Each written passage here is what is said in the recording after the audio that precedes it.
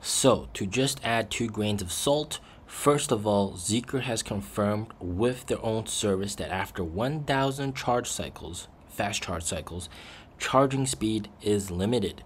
All right, and that is Zeekr's own customer service telling their customer why their charging speed has dropped.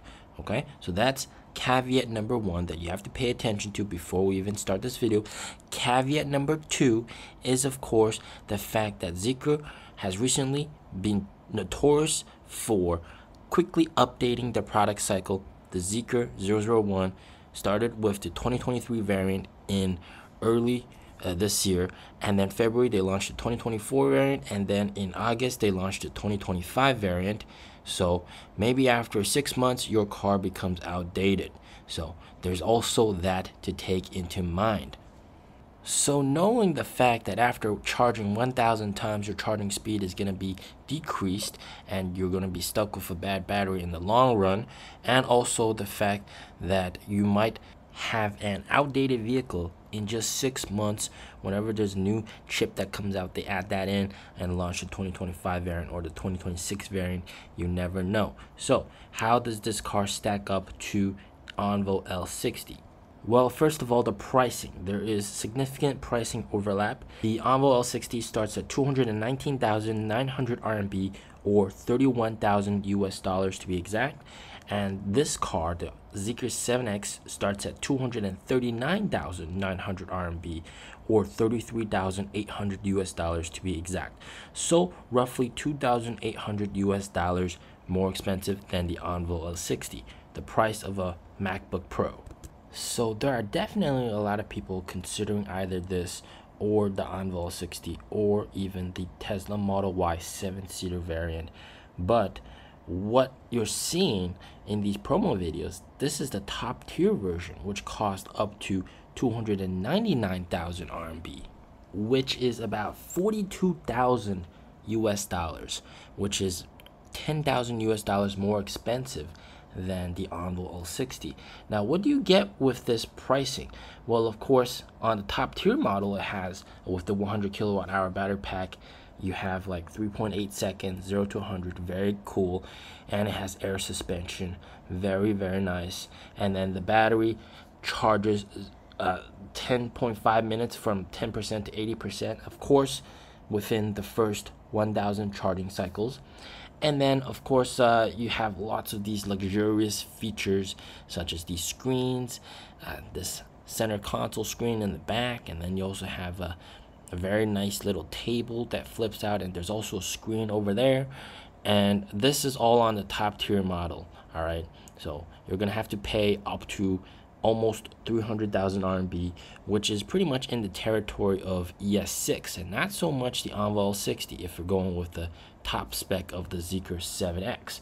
But nevertheless, they do have a lot of pricing overlap, this car and the ONVO L60.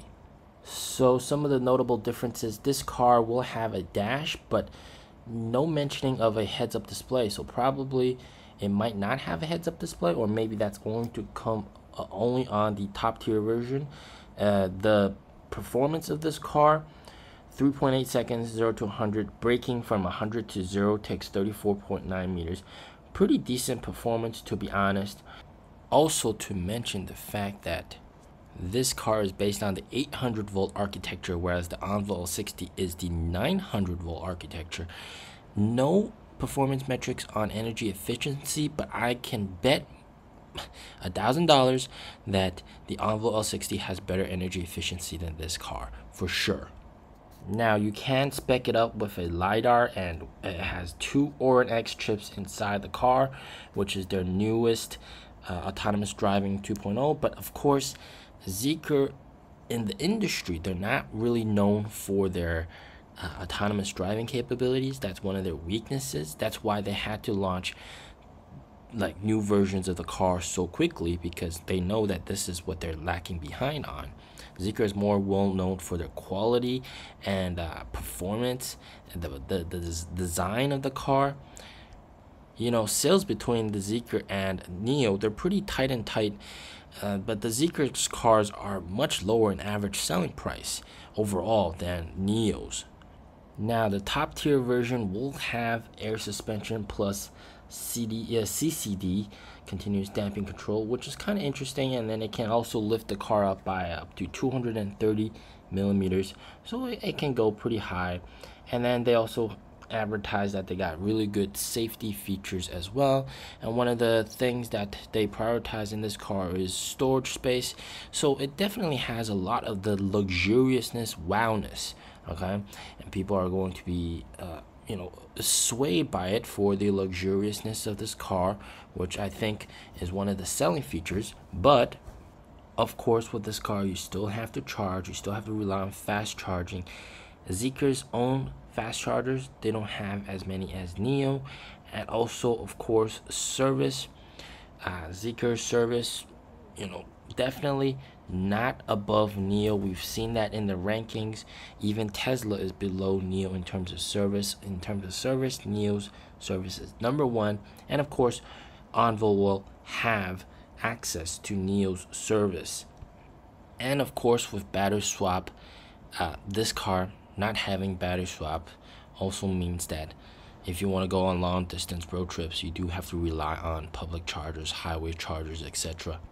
In my personal opinion, this car is going to sell well, right? It might take some sales from ONVO, but in the long run, because it doesn't have battery swap, once it loses its initial hype, then sales are gonna be like just mediocre, to be honest. Okay, and I think if customers really compare the two and see the differences with the car and actually experience battery swap, I'm sure a lot of people would be more inclined to go with a ONVO. And remember, one big advantage of ONVO is the fact that with BAS, right, renting the battery, you can push the price down to 170k RMB. So that's 24,000 US dollars, which is roughly 9,000 US dollars cheaper than the starting price of the Zeekr 7X. Actually, yeah, about that. Actually, more than 9,000 US dollars. So it's the ONVO L60 is definitely much more affordable. Whereas with this car, the Zeekr 7X, they're actually going to have to compete with the NIO ES6 more. All right, ES6 and the EC6, and those cars with BAS will actually be around this price range as well. So I think for most ONVO buyers, like ONVO will be able to access more customers than this car. This car will be pretty much tight ranged. You have to look at people that have a budget of over 240,000 RMB, whereas ONVO you can access people with a budget of 170,000 RMB and upwards, including the people that can buy a Zeekr 7X. So I think that's a big win for ONVO as well. But what do you guys think about this? As always, stay safe, stay healthy. Peace out.